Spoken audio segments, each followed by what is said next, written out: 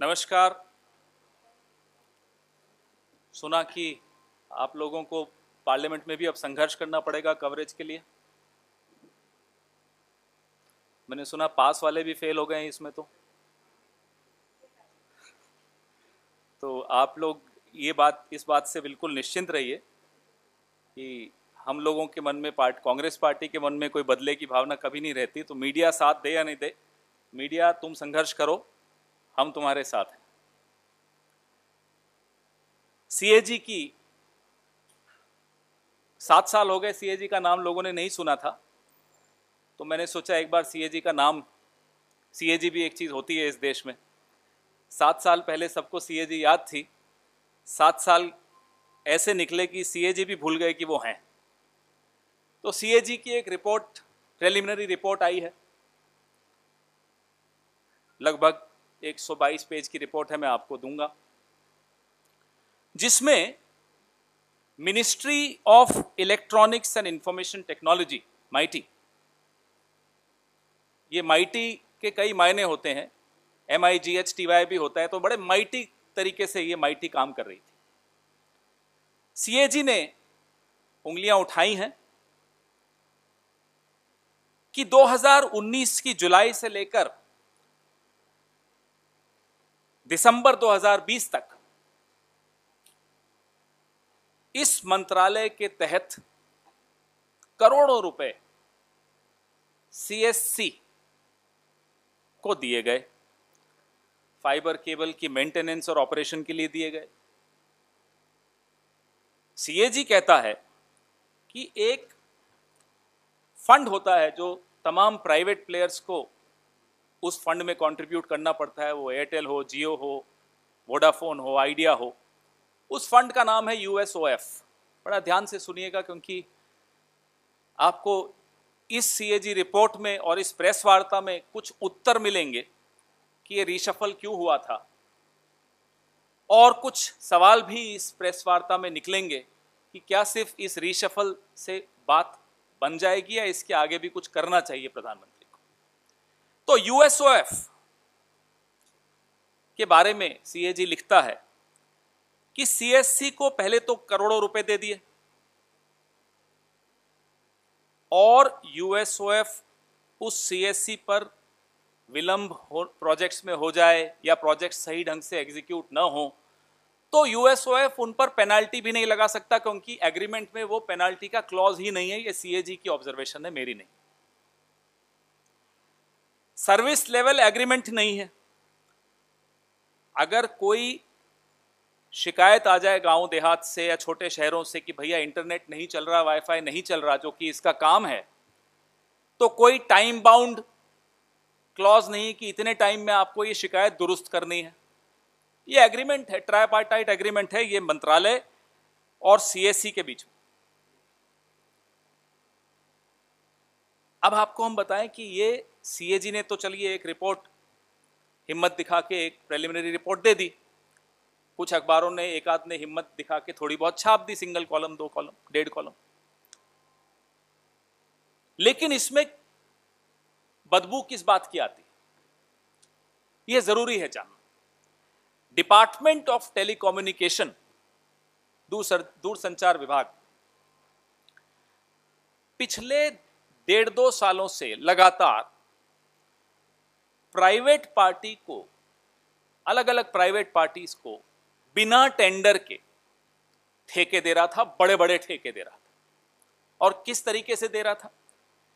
CSC wifi चौपाल services India private limited, मैं repeat करता हूं, दोहराता हूं, CSC वाईफाई चौपाल सर्विसेज इंडिया प्राइवेट लिमिटेड के मार्फत डिपार्टमेंट ऑफ टेलीकम्युनिकेशन लगातार पिछले 1.5-2 साल से करोड़ों करोड़ों रुपए के प्रोजेक्ट्स, जो कि ये USOF फंड से पैसा लेता था, और CSC वाईफाई चौपाल सर्विसेज इंडिया प्राइवेट लिमिटेड की मार्फत प्राइवेट कंपनीज को बिना टेंडर के बांट देता था। ये तो जिस्ट है, ये तो है निचोड़ पूरी कहानी का। कैसे करता था? अब universal service obligation fund USOF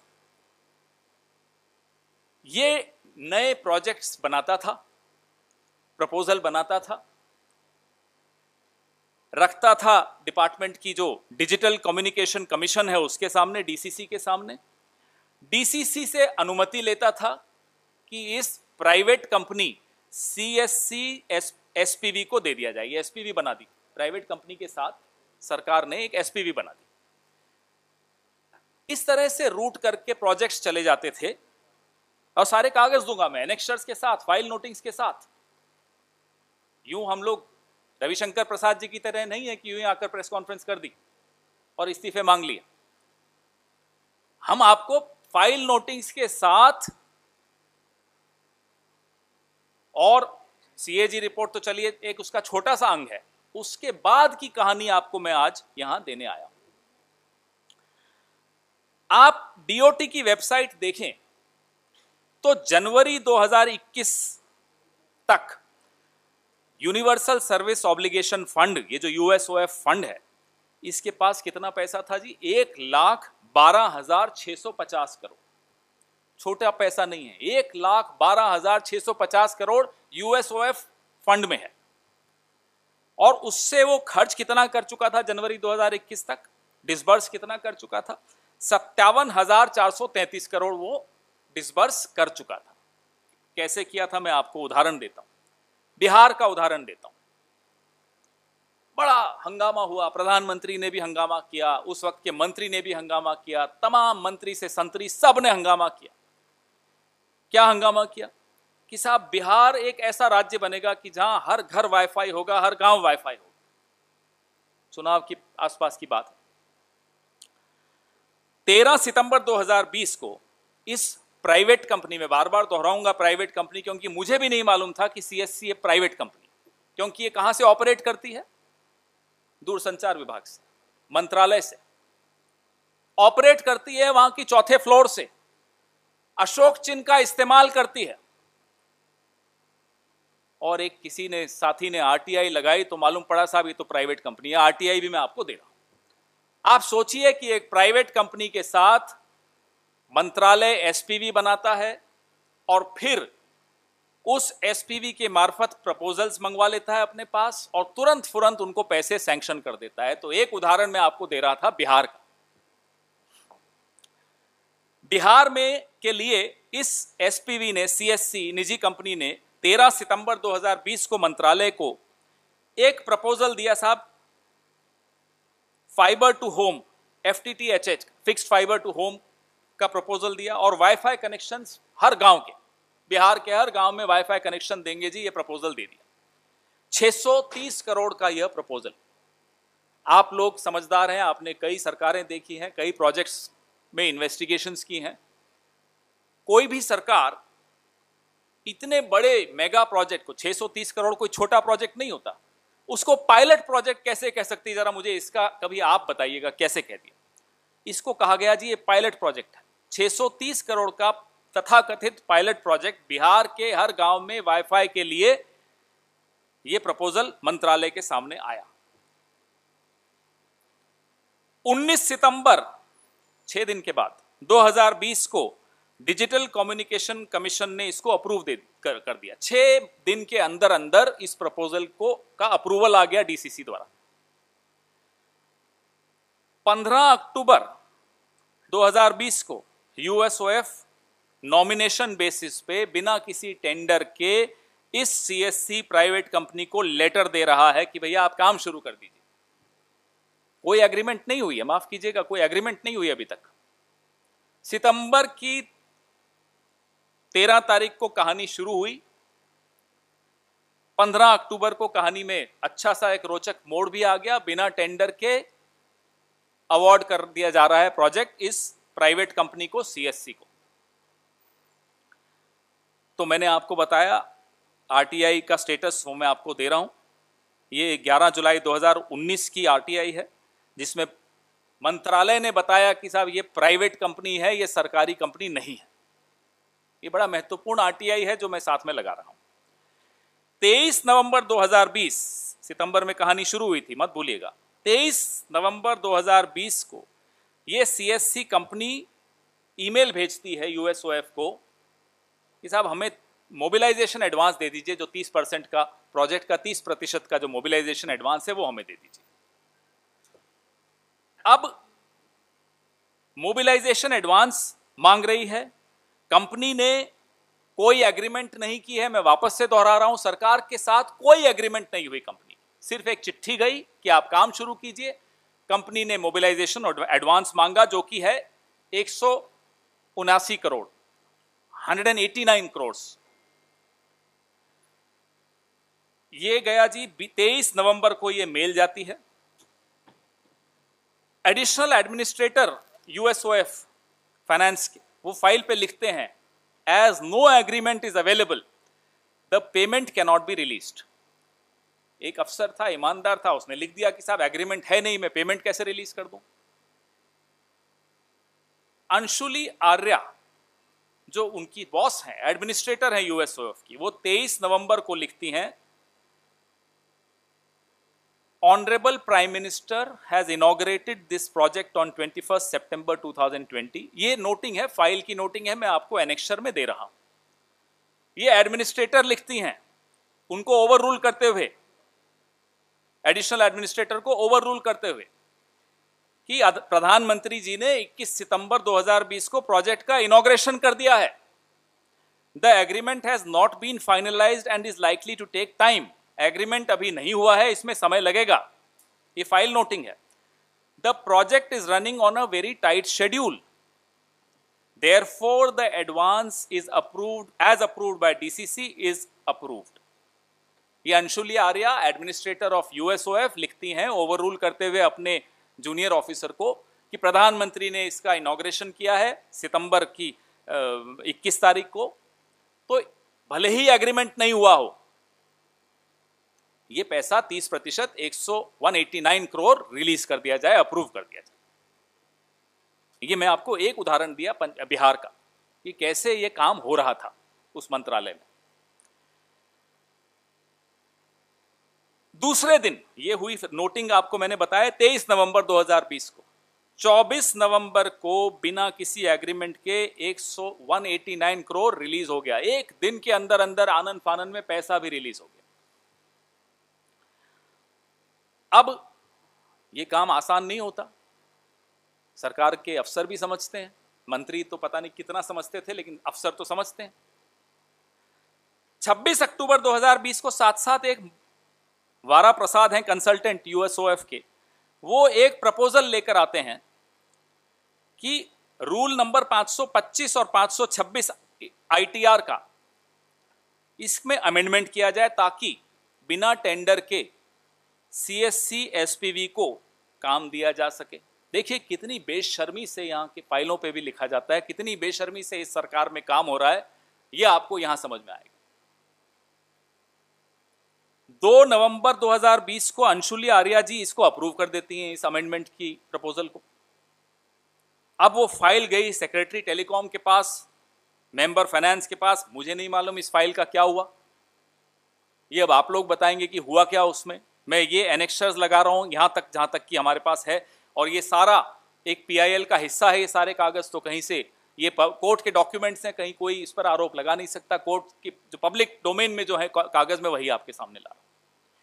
अब हम प्रधानमंत्री जी से यह जानना चाहते हैं, सीएजी की ड्राफ्ट रिपोर्ट, प्रिलिमिनरी रिपोर्ट आ गई, ये सारे कागज आपके सामने हैं, आरटीआई आपके सामने है कि एक निजी कंपनी है। प्रधानमंत्री जी ये बताएं कि सिर्फ रीशफल करके एक मंत्री को मंत्रालय से बाहर कर देना, कैबिनेट से बाहर कर देना, क्या उससे काम हो जाएगा? क्या जो हजारों करोड़ का जो इसमें प्रश्न चिन्ह लगा है, उसका कोई हिसाब किताब देगा जनता को या नहीं देगा? ये कंपनी ने भारतीय जनता पार्टी को किसी भी दिशा में, किसी भी तरीके से चंदा दिया है या नहीं दिया है? बताएं। इस कंपनी का भारतीय जनता पार्टी के किन किन नेताओं से क्या संबंध है, ये बताएं। और यह भी बता दें कि सीएससी जैसी और कितनी कंपनियां हैं जो सरकार का चिन्ह इस्तेमाल कर रही हैं, अशोक चिन्ह इस्तेमाल कर रही हैं। जो सरकार के प्रेमिसिस में बैठी काम कर रही हैं, जो जब तक आरटीआई न लगाई जाए मालूम भी नहीं पड़ता कि प्राइवेट है। और क्या यही वजह है कि आप आरटीआई को कमजोर करने पे तुले हुए हैं? क्या यही वजह है कि आप संसद के दरवाजे भी मीडिया के लिए बंद करना चाहते हैं? क्या यही वजह है कि आप प्रेस कॉन्फ्रेंस से डरते हैं? क्या यही वजह है कि आपने रविशंकर प्रसाद जी को कैबिनेट से हटाया है? क्या हटाना सिर्फ हटाने से काम हो जाएगा? क्या वो काफ़ी है? इन तमाम सवालों के उत्तर चाहिए और एक हाई लेवल, निष्पक्ष, उच्च स्तरीय जांच होनी चाहिए इस पूरे घपले में कि कैसे एक ये एसपीवी बनी, क्या क्या उसको काम दिए गए, कैसे उसको मोबिलाइजेशन एडवांस दे दिया गया। और सीएजी कहती है कि साहब कोई ऐसा क्लॉज ही नहीं डाला था कि उनको हम पनिश भी कर सकें। सरकार अगर वो कंपनी धोखा दे दे, काम नहीं करे, पैसा लेके भाग जाए, तो कोई तरीका नहीं है आपके पास कि आप उसको काबू कर सकते। Now I will repeat my statement in English. First of all, I am told that gates of parliament are being selectively opened for journalists. Those with passes have also failed. We are not vindictive by nature. You know us. You've been watching us, whether we are in government or out of government. We have never been vindictive, and that's our strength, not our weakness. Whether media supports us or not, we will support the media in your struggle to enter the parliament, as you used to do earlier. Coming to the topic of my press conference, there has been, well, let me introduce all of you to the idea, to the concept, to the institution of CAG, because I'm sure all of us have forgotten that there is something called a CAG in this country. 7 years, we haven't heard of CAG. Now that we have heard of a preliminary report of the CAG on the Ministry of Electronics and Information Technology, fondly called as MeitY, and the mighty manner in which this ministry has been operating, disbursing funds of the taxpayer on friends, is what this CAG is indirectly pointing at.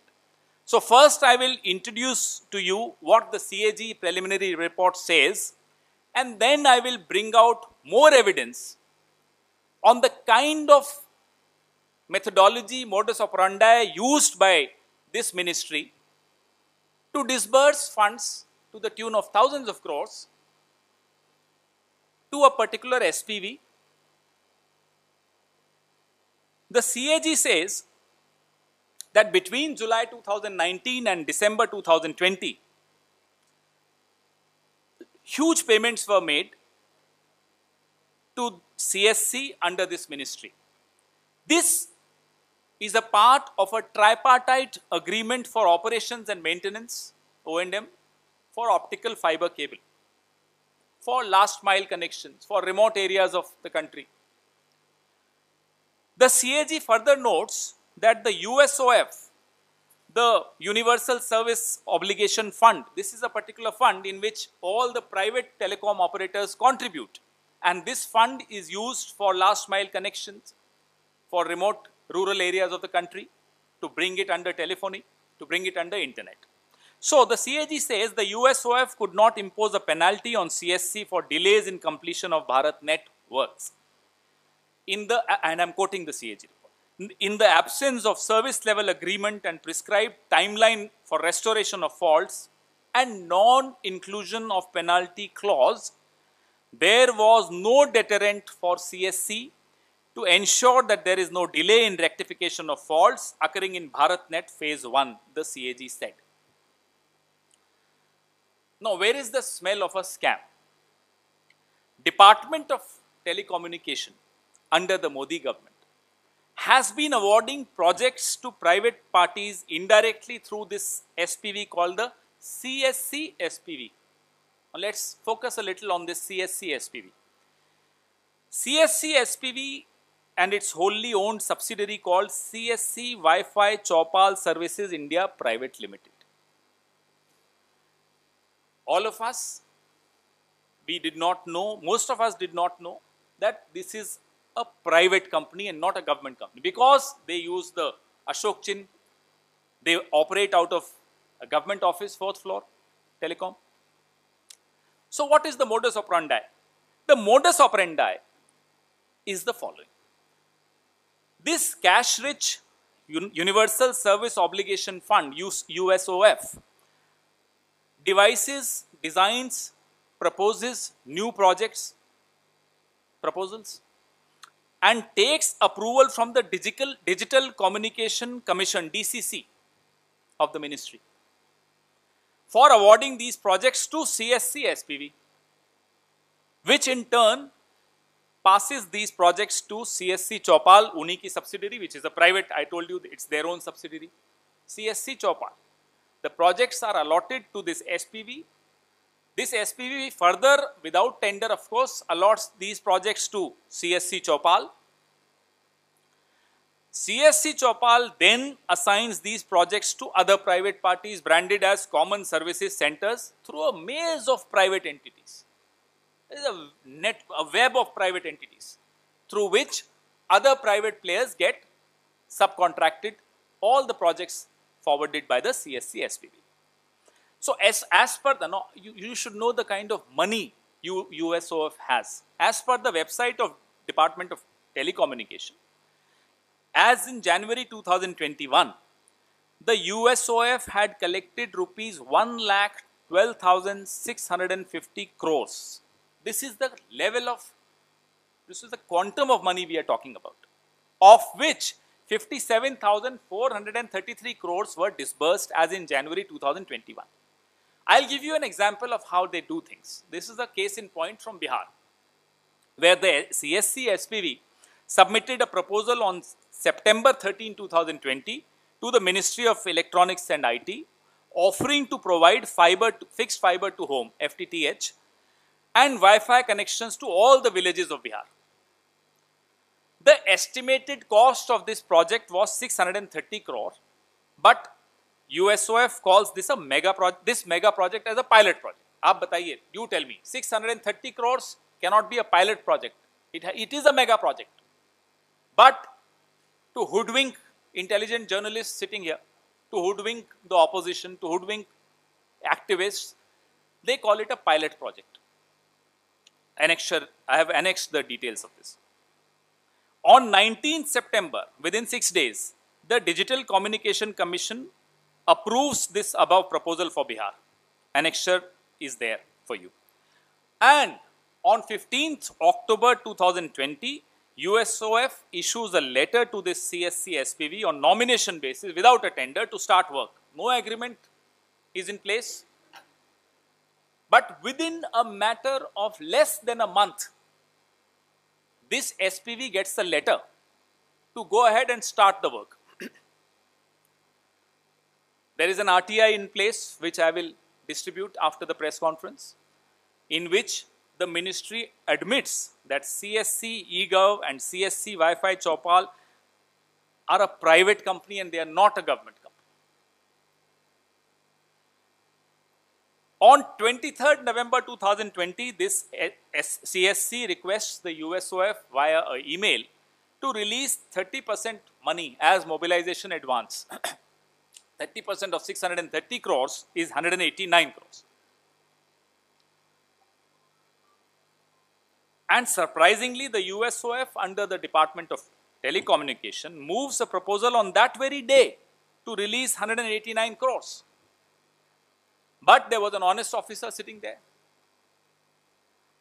This additional administrator finance of USOF makes a file noting, and I'll share that file noting with you, in which he says, and I quote, "As no agreement is available, the payment cannot be released," unquote. Following which the administrator of USOF, Mrs. Anshuli Arya, on 23rd November 2020 writes, and I quote, very important quote, "Honorable Prime Minister has inaugurated this project on 21st September 2020. The agreement has not yet been finalized and is likely to take time. The project is running on a very tight schedule. Therefore, the advance as approved by DCC is approved. However, the second payment will be made only after the signing of the agreement and reaching of the milestone, if any, unquote. I am annexing this quote, this file noting for your perusal. The next day itself, within a day of this file noting, despite the additional administrator finance opposing it, his dissent is placed on the file and I'll share it with you.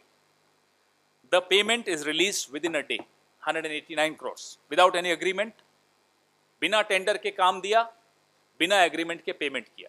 The work was allotted without tender, the payment was made, the advance, 30% advance, 189 crore was made without any agreement. No, I don't have the name, it's on the file, it's a sign. Our administrator is Anshuli Arya. I don't have the name of the additional administrator.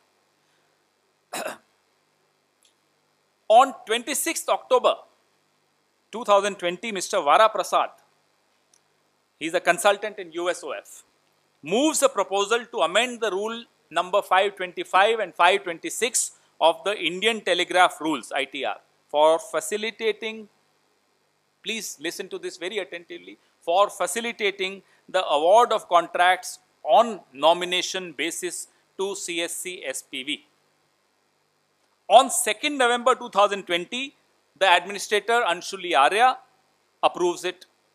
The file then went to the Secretary Telecom and the member through the member finance. I don't know the status of the file, but till this point, I will share with you all the annexures with the file notings. All this is in public domain because there is a PIL in the High Court. Nothing that I am sharing with you is from any other source but from a public, these are public domain documents. Here are the annexures which I will request Vineet ji and Sanjeev ji to share with you. Now we ask the Prime Minister the following questions. Mr. Prime Minister, is it enough to remove a minister from the cabinet and cover this huge, huge scam which even the CAG is now questioning? Who owns this company, CSC? What is their relationship with the BJP and who are the leaders of the BJP connected to this company called CSC E-Chopal Private Limited? How many other such companies exist who are using the government logo or a logo of a ministry, premises of a ministry, feigning as government departments?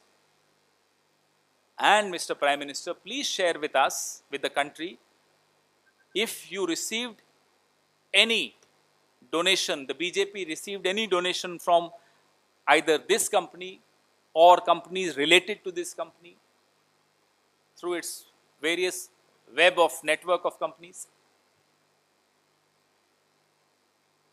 We want to know what is the second action you will take apart from helping Mr. Ravi Shankar Prasad out of the ministry and out of the spotlight. We demand a high-level independent inquiry into this entire scam of Ministry of Information Technology, MeitY, Department of Telecommunication, this SPV, this entire web of companies through which money was being siphoned off. An inquiry needs to be made. Your questions, please.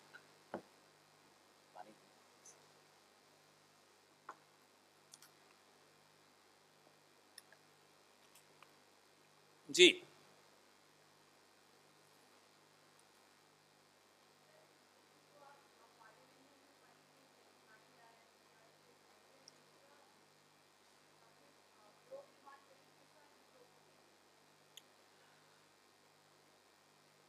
Parliament में, संसद में, सत्र में क्या क्या मुद्दे उठाए जाएं, उसकी एक प्रक्रिया होती है जिसमें, और मुद्दों की इस बार कोई कमी नहीं है, जैसा कि आप जानते हैं.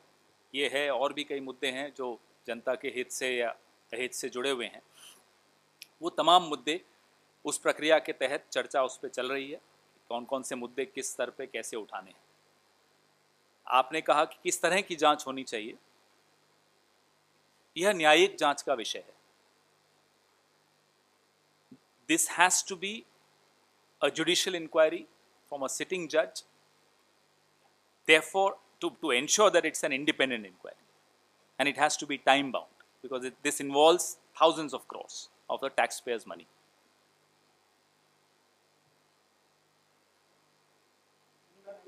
जी,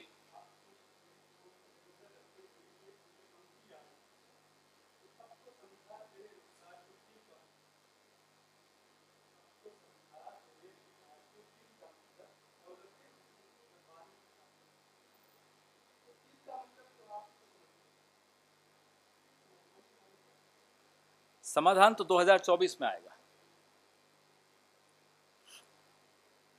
जी, हाँ पूछिए ना, आपको कब कोई रोक पाया?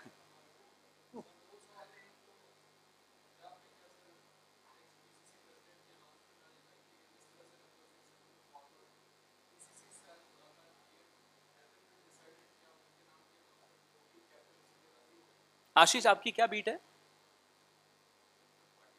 नहीं, मैं वैसे पूछ रहा हूं, बीट क्या है आपकी? मेरी भी एक बीट है, मैं ये बताना चाह रहा हूं। तो पंजाब जिसकी बीट है, वो जनरल सेक्रेटरी इंचार्ज से आप ये पूछिएगा, तो वो आपको सही वक्त पे सही जवाब जरूर देंगे।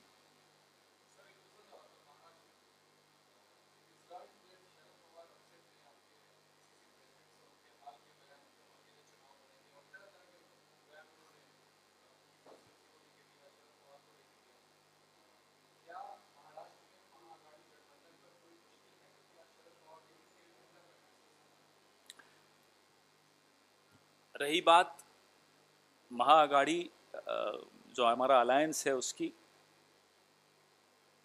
कई लोग उम्मीद लगाकर बैठे हैं यहाँ भी और महाराष्ट्र में भी। कुछ घंटे के मुख्यमंत्री का भी एक रिकॉर्ड था, तो वो उन सब की उम्मीदों पे कई बार कुठाराघात हो रहा है और लगातार होता रहेगा। बाकी मुझे जानकारी नहीं है, आपको कुछ खास जानकारी होगी तो मैं आपसे बाद में पूछूंगा क्या है, मुझे नहीं मालूम इस विषय में। मुझे नहीं लगता कि इस बात में कोई सच्चाई है।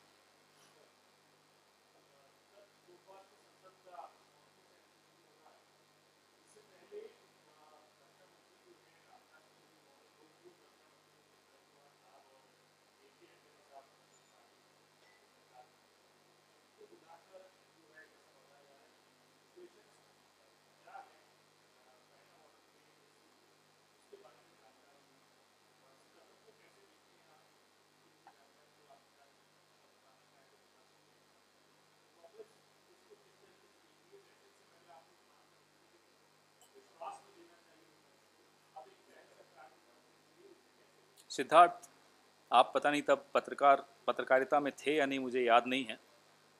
यूपीए की सरकार थी, सीमा पे कुछ समस्या थी चाइना के साथ। उस वक्त हमारी सरकार ने लगातार अरुण जेटली साहब और सुषमा जी को विश्वास में लेते रहते थे।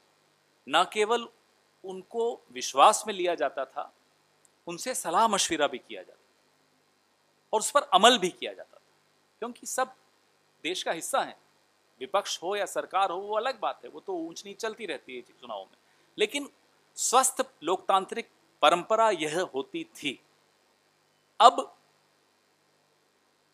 पिछले साल आपने देखा, बहुत जब दबाव पड़ा तो प्रधानमंत्री जी ने ऑल पार्टी मीटिंग की चाइना के मुद्दे पर, और उसके बाद जो प्रधानमंत्री ने कहा, वो शब्द शायद अब प्रधानमंत्री जी खुद भूलना चाहते होंगे। ना कोई आया, ना कोई घुसा, ना किसी ने। ये सब बातें शोभा नहीं देती एक ऐसे व्यक्ति को जो प्रधानमंत्री की कुर्सी पर बैठा, और खास तौर पे जब वो विपक्ष के तमाम नेताओं से बातचीत कर रहे हैं।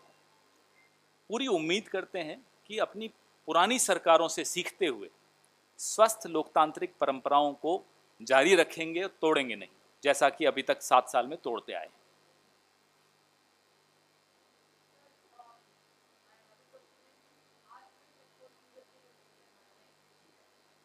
क्या बोल रहे हैं? सॉरी, हाँ,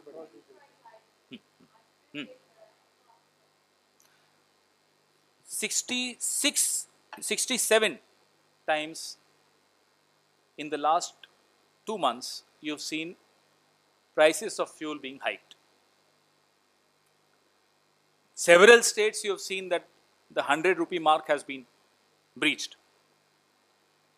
We have been repeating, and you've known, across the country, Congress leaders have been going, holding press conferences and protests on the roads, demanding that the central excise and the cess, the money accrued from the central excise and cess, is roughly around 25 lakh crores, needs to be now transferred as relief to the consumers. Especially post-COVID situation is not good.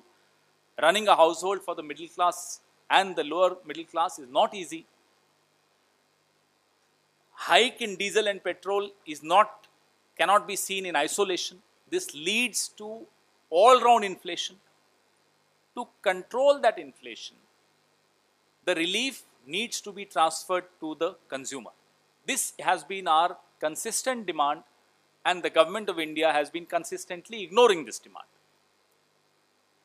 When the international prices of crude oil were $125 a barrel, our government was selling petrol at 65 rupees a litre and diesel at 45 rupees a litre.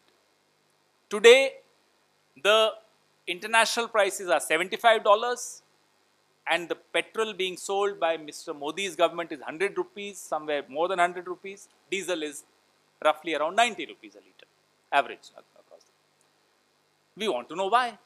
Why this discrepancy? We know why. We have the answers. We've given the answers. We have shared the data with all of you of central excise. The argument that comes from the protagonists of this government: let the states reduce their taxes. No, states are already starved of funds which are due to them, GST, state's share. Expecting the central government, which has earned 25 lakh crores, not to share that benefit, but expecting all the other states which have only accrued 2,14,000 crores to provide relief is unfair to the states. So, the solution is there. We know the problem. We know the solution. We don't know who will solve it, because the government of India refuses to be sensitive.